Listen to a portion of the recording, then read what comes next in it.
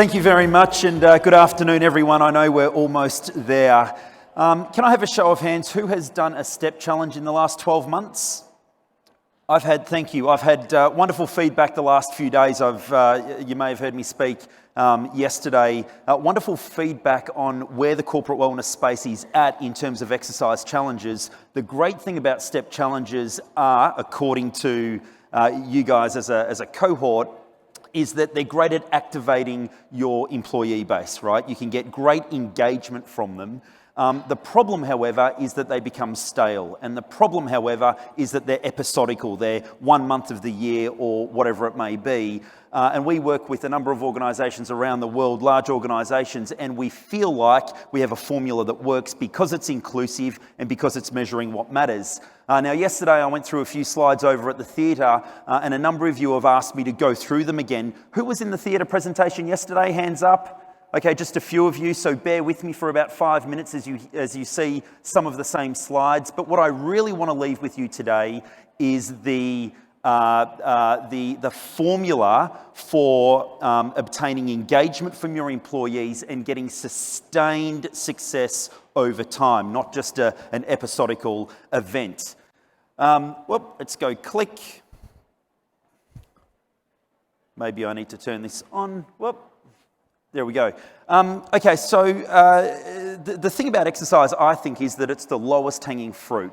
If you can get your population to exercise, you are far more likely to get them to eat well, to smoke less, to drink less, to sleep better, to wake up in the morning, exercise again, and create a virtuous cycle. If you don't do that, you are at risk of a vicious cycle. And the thing about exercise is that it's easy because the programs are easy.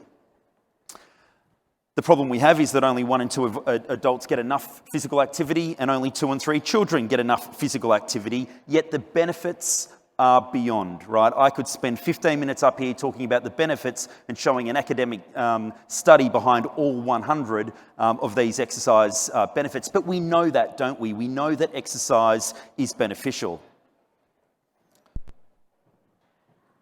In fact, it's the ultimate biohack. Meta-analysis will show that you can increase your lifespan and your health span, which is even more important, between 2 and 8 years if you adhere to the World Health Organization guidelines of physical activity.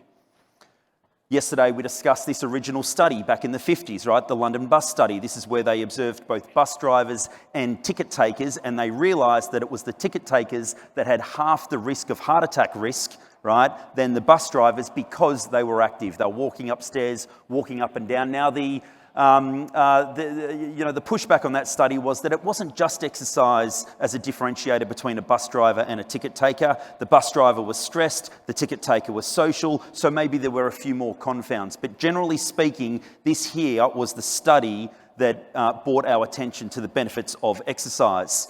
In the 60s, Harvard then jumped on board and had a look at a cohort of white males over a 20-year period, so it wasn't very diverse. But what they found was that it was more than just exercise, it was vigorous exercise that mattered. Fast forward to today, the number one reason people join a gym is mental wellness. I shared yesterday, and so did Paul Taylor, who closed out yesterday, shared the study from the University of South Australia that showed that exercise, if adhered to, is 150% more potent for mental health than counselling and medication. Exercise does matter. But are steps the right metric?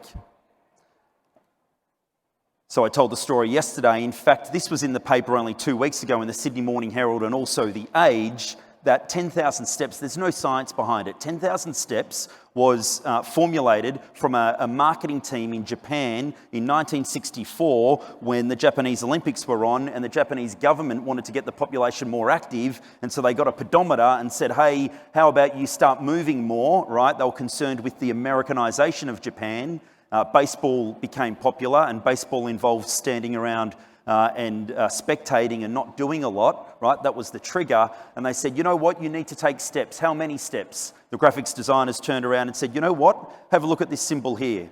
It looks like a moving person, forward motion. That is the Japanese symbol for 10,000. That is why they turned around and created a quota of 10,000 steps. No science behind it. Now, I am not saying that taking 10,000 steps is a bad thing.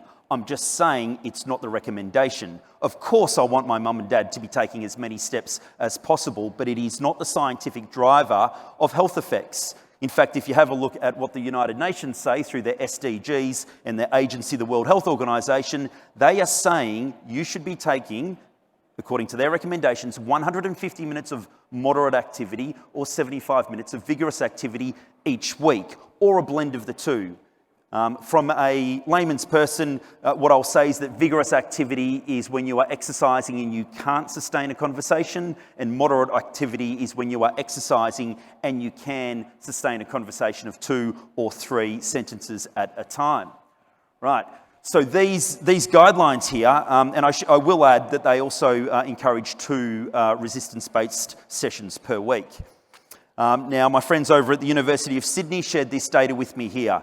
If you have a look at the line graph, don't worry about the bars at this point, but if you look at the line graph, there is an association between the dosage of exercise and your risk of all-cause mortality. The more exercise you do, the lower the risk of dying from anything, until you do double the guidelines of the World Health Organization, and then at that point you've captured all the gains, right? Now, if you squint your eyes, you can see that that line graph starts crawling back up. That's at about the 10-hour mark. If you do 10 hours of exercise a week, okay, the gains are given back, right? And there's a whole argument around that. If you have a look at the bar graphs, the 2 on the left-hand side, that is the majority of the population. They are not reaching the WHO's recommended guidelines, right?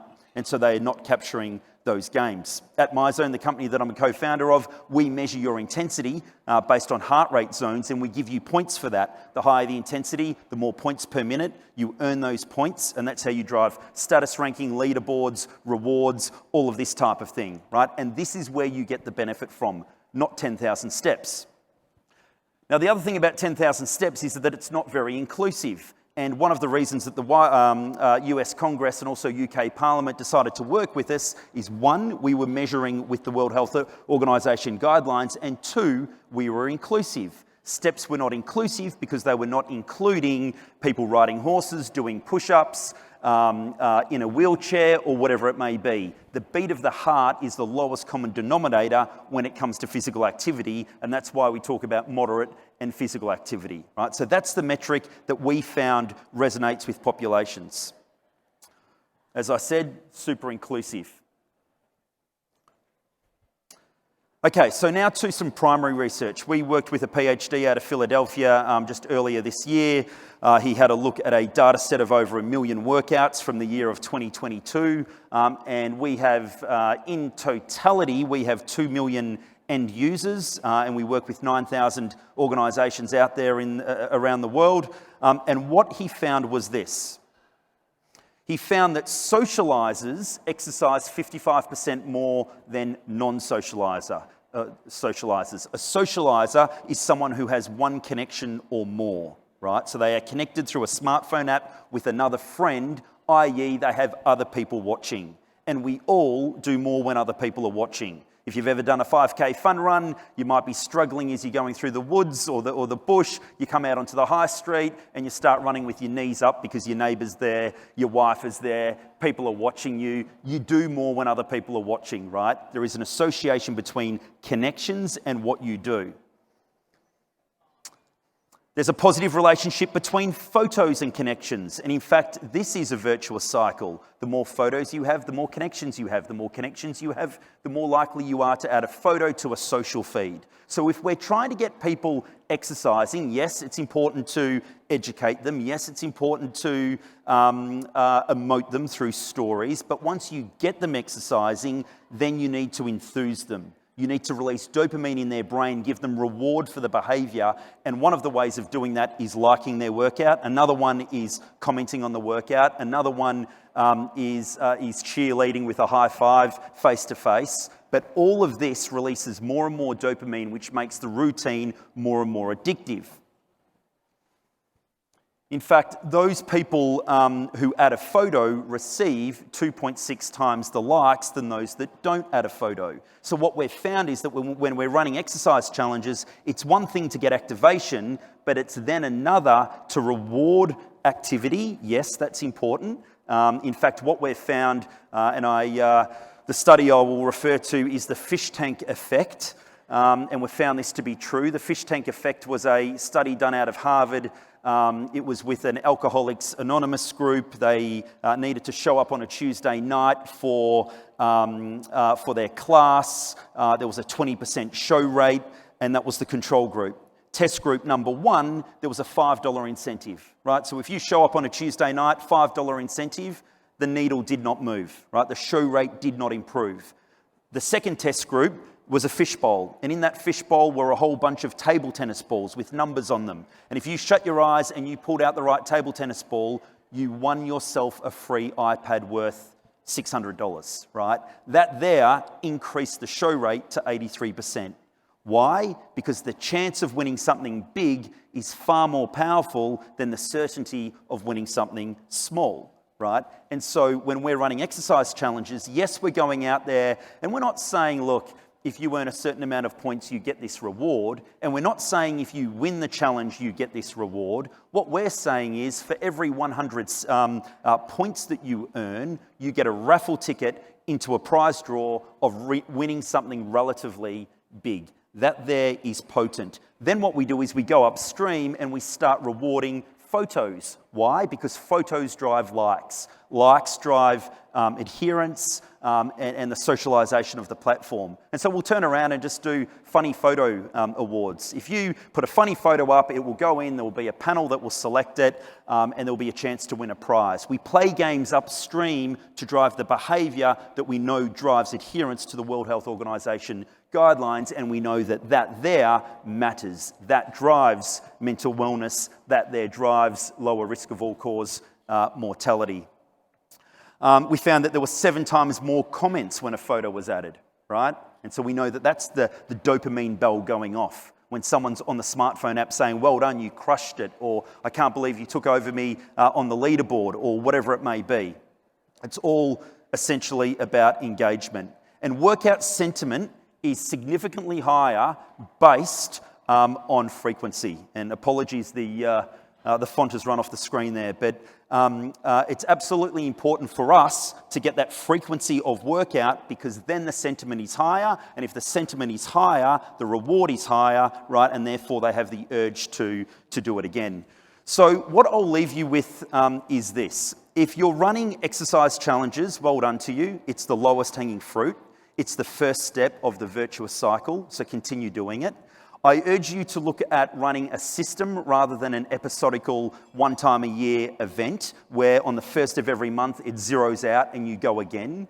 I encourage you to put your staff into teams, and ideally the magic number, and you know this number, it's 7. 7 is the magic number, far more powerful than 9 and even more powerful than 5 from what we've found. I encourage you to, yes, start off with accounting versus marketing versus HR and the rest of it, but to randomise that group on the first of every month, and similar to a dinner party table where you ask people to move around for the mains versus desserts and whatnot, you force introductions and connections. And I encourage you to put incentives in place, because not everyone is intrinsically motivated to exercise. Most people are not. Most people, as we all know, it's a chore to do exercise. And so what we need to do is to provide extrinsic reward to get that habit going, to get that cycle moving, so that then they can start enjoying the process. And the way we prime it, the way we ignite the engine is through photos which get likes, which feel good, which make me want to do it again. I do it again, then my sentiment for workout goes up, and off we go. So guys, I'm out of time, but thank you very much for listening to me. I've appreciated working with you over the last few days, and I'll see you later. Bye.